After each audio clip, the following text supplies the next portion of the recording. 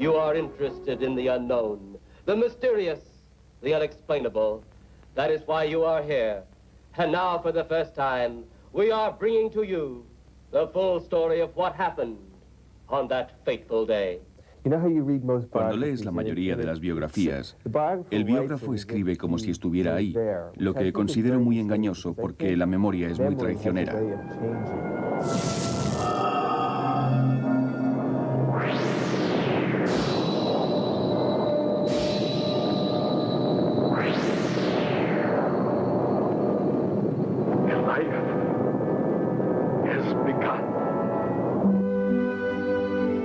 Edward Davis Good Jr. nace el 10 de octubre de 1924 en Poughkeepsie, Nueva York.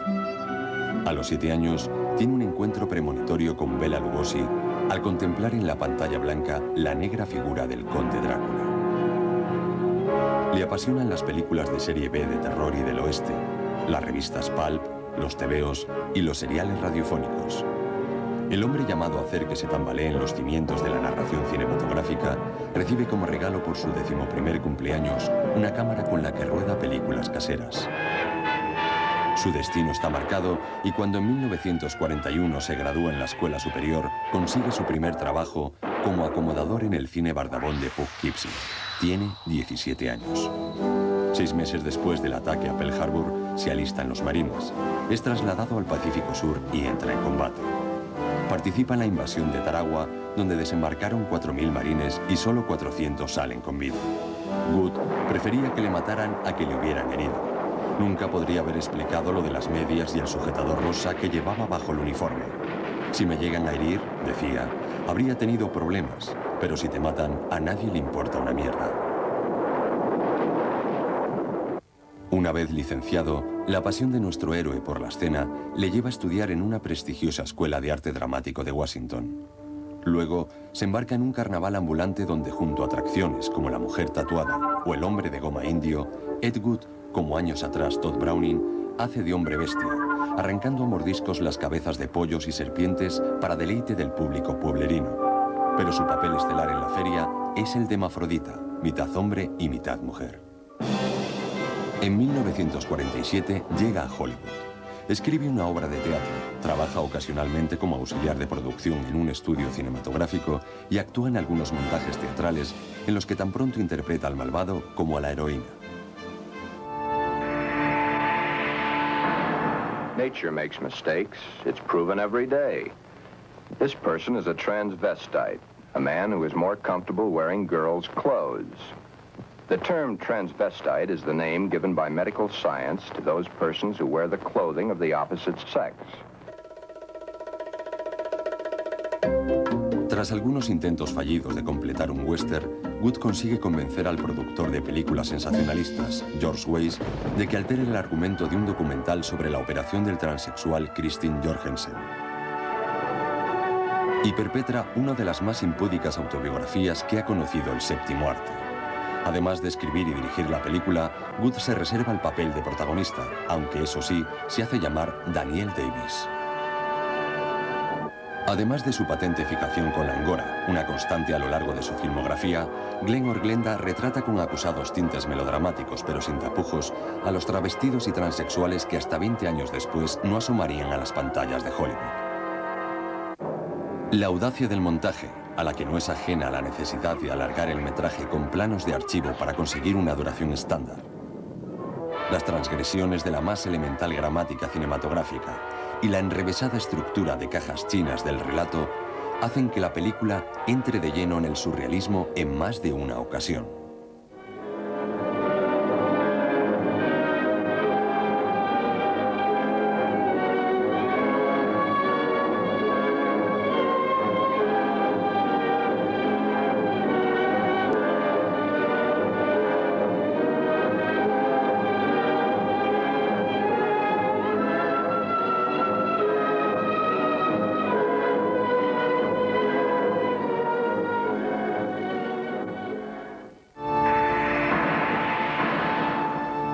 En 1954 rueda Jailbait y Bride of the Monster, el último papel con frase de Lugosi.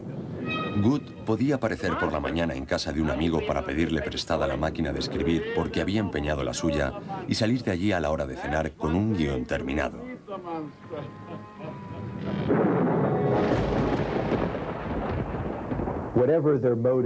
Cualesquiera que fueran sus motivos, sean puros o impuros, hay algo interesante en torno a Ed y sobre él y Bella. Parece que tuvieron una extraña amistad, ¿sabes? Les admiro por eso. Fue una especie de relación divertida, absurda y complicada. El encuentro entre Good y su idolatrado Lugosi se había producido antes del rodaje de Glenmore Glenda. El actor húngaro exigió el doble de la cantidad prometida por el productor y por la modesta suma de $1000 aceptó rodar un día. El nombre de Lugosi aún vendía en el circuito de la serie Z, aunque nadie sabía qué pintaba en una película como aquella El Conde Drácula. I am Dracula. Lugosi había conseguido un gran éxito en Estados Unidos al final de los años 20 con la obra teatral.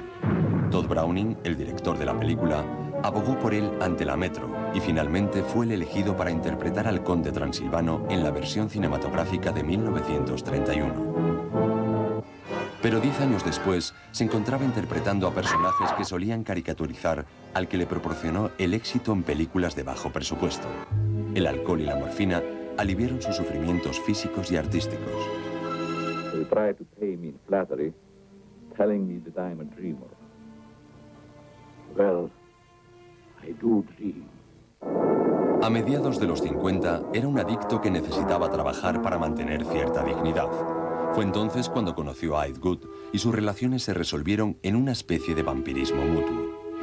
En abril de 1955, Good rueda con él el metraje que luego incluirá En Plan 9. 2 semanas después, el actor se ingresa en un hospital para curarse de su adicción a las drogas, pero le echan cuando descubren que está sin un céntimo. Los caminos, reales o imaginarios, de Good y Browning siguen entrecruzándose. Si en el reino de Ed Good, Lugosi ocupa el trono por méritos propios, no hay que perder de vista al resto de la corte.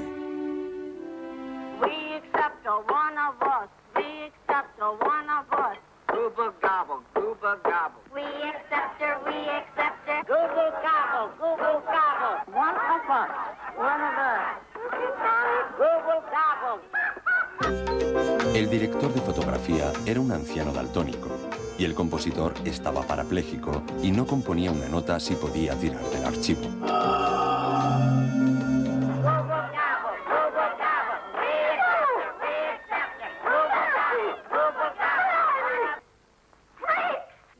Pero Good echó el resto en su elenco estable de actores.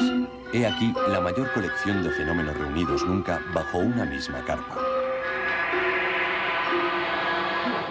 Un campeón de lucha libre conocido en el ring como el superángel sueco. Participó en 28 películas, entre ellas algunas comedias de Bob Hope y Jerry Lewis. Pasó a formar parte del circo volante de Ed Good en 1956 al interpretar el personaje de lobo en Bride of the Monster. Un violinista y actor de vodevil. Su sonora voz le proporcionó trabajo en la radio donde era la estrella de los anuncios del jabón Lux. A partir de 1955 se concentró en su carrera como galán cinematográfico. Una actriz de origen finlandés afincada en Oregón, que conoció su momento de mayor gloria en 1954 como presentadora de películas de terror que una emisora de televisión de Los Ángeles emitía de madrugada. A raíz de su inclusión en una lista negra, aceptó la proposición laboral del director a condición de no tener que decir una palabra. La oveja negra de una familia bien. Mientras viajaba a México con su secretario para hacerse una operación de cambio de sexo, tuvo un accidente y su acompañante murió. Renunció a la operación. Una vecina alcohólica le dejó a sus hijos preadolescentes y los cuidados que les procuró le acarrearon una condena de 2 años en una prisión para reos de delitos sexuales. Sus borracheras con Good y el hecho de que pusiera algo de dinero en la producción le valieron un papel. Gracias a todos ellos, se perpetró la película que ha pasado a las antologías como la peor de la historia del cine, Plan 9 from Outer Space. Plan 9. Ah, yes. Plan 9 deals with the resurrection of the dead. long-distance electrode shot into the pineal and pituitary glands of recent dead. Have you attempted any of this plan as yet? Yes, Excellency. How successful has it been? We have risen two so far. We shall be just as successful on more. Las resurrecciones fueron necesarias también en el rodaje porque Lugosi murió repentinamente dejando la película sin protagonista. Good resolvió el problema por el expeditivo método de pedirle al doctor Tom Manson, un amigo quiropráctico, que se enfundara la capa del conde. Merced a esta argucia y con un poco de habilidad en el montaje, el fantasma de Lugosi deambula por la película mientras el actor yacía bajo tierra en su ataúd, privado ya para siempre de su condición de inmortal.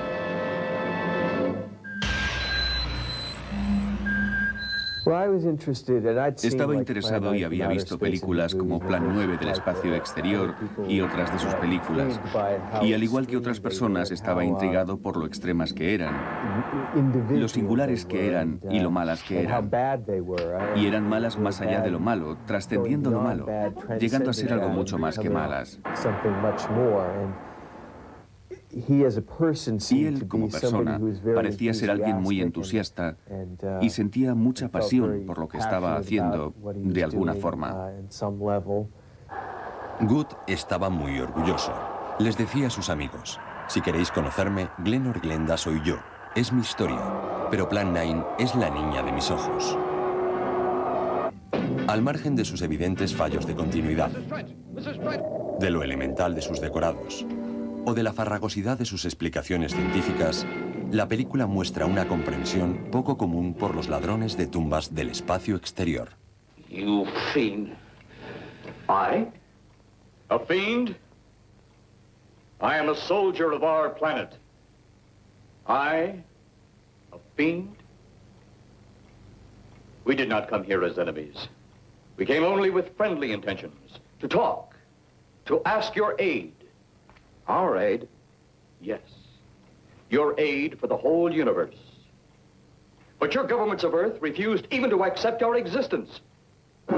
Los preestrenos provocan las carcajadas de los espectadores y el espanto de los baptistas que habían aportado la financiación con la esperanza ilusoria de conseguir así fondos para acometer la producción de películas religiosas. Good consigue aún dinero para una secuela de Bride of the Monster titulada Night of the Ghouls y la historia de un violador psicópata.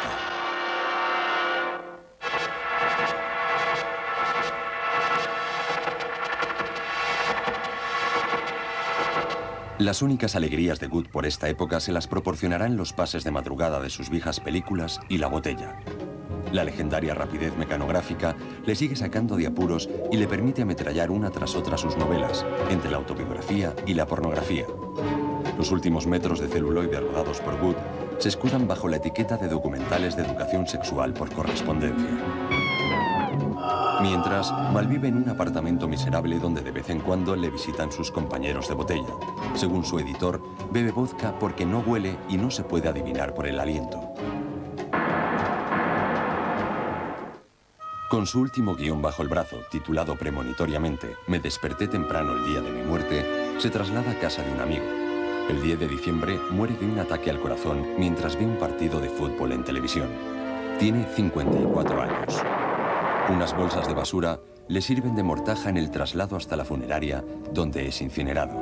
Katy arrojó sus cenizas al mar. A story must be told.